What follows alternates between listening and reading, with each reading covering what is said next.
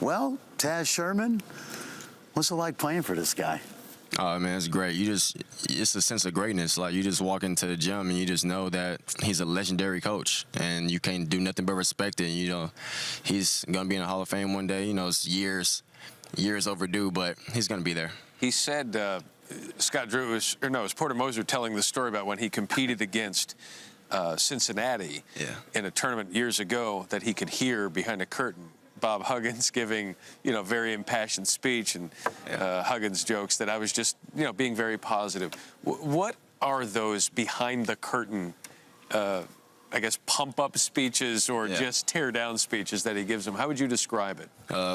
It's a great motivational speech, to say the least. But he definitely just wants to bring the best out of you, especially if he knows that you're not performing at your best. He just tries to get you to perform at the level that he knows that you're capable of.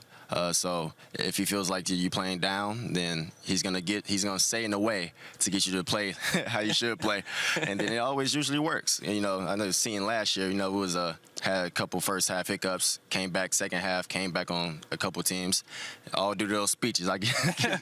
Is there a time in the first half maybe you go, oh man, Coach Huggins is gonna kill us at half? All the time. It's you can even make some mistakes, and you just know that you're going to at some point hear it when he calls a timeout, locker room, or film. So you just know in the back of your mind that it's going to be brought up at some point. You had a chance.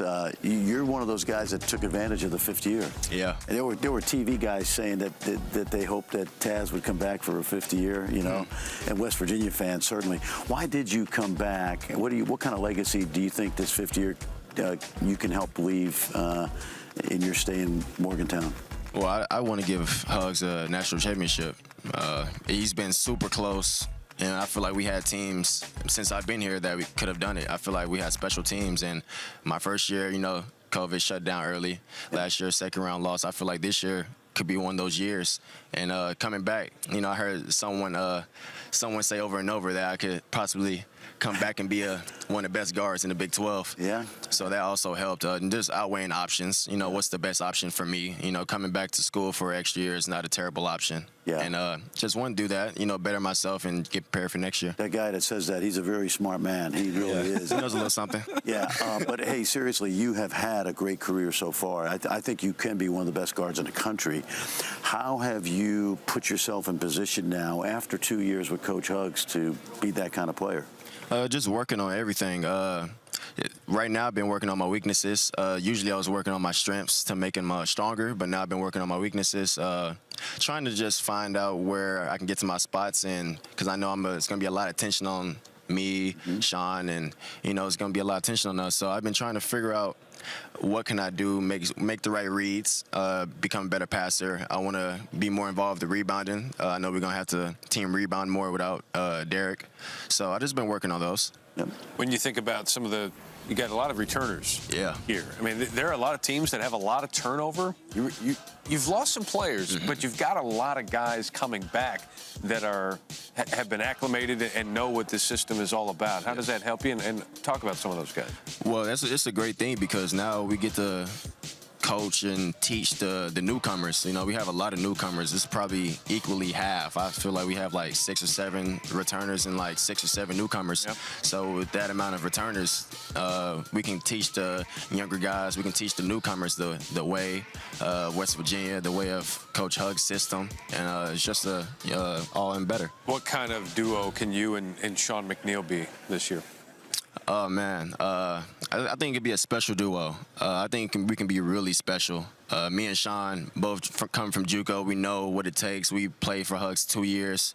You can't leave none of us. It's going to create driving lanes for everyone on our team. I feel like our ability is going to create opportunities for everyone else. I feel like that's going to be what's so special about it.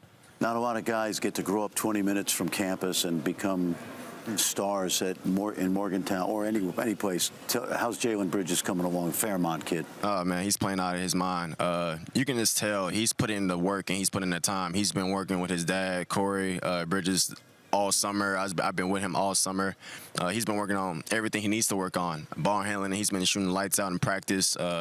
Really has been missing. He's going to be really special too. I don't know if he's going to be here too long. That's a good problem. That's a good problem. Malik Curry from Old Dominion, Paulie Polycap from DePaul. what have those guys brought? What have you seen from them in practice? Malik brings intensity.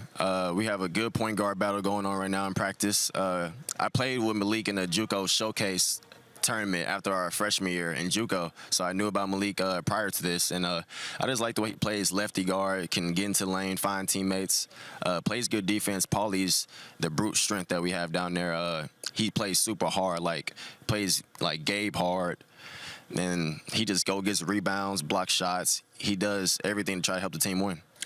Who are the big guys inside that are going to protect the paint now that Derek's gone?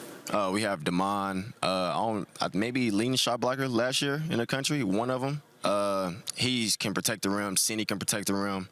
Paulie, big guy. You know, he's not the tallest, but strong. Like, it's hard to just run directly into him. Like, once we get everyone to understand the defensive system, I feel like we're going to be really good, especially protecting the rim. Is this guy Osaboyan taking any charges in practice? You know, he takes about two or three at practice, and people like to argue, but you know he's gonna get them in games. Taz Sherman, one of the best in the conference and the country. Best of luck to you. Thanks for stopping by. Thanks for letting me be here. Absolutely, that was great.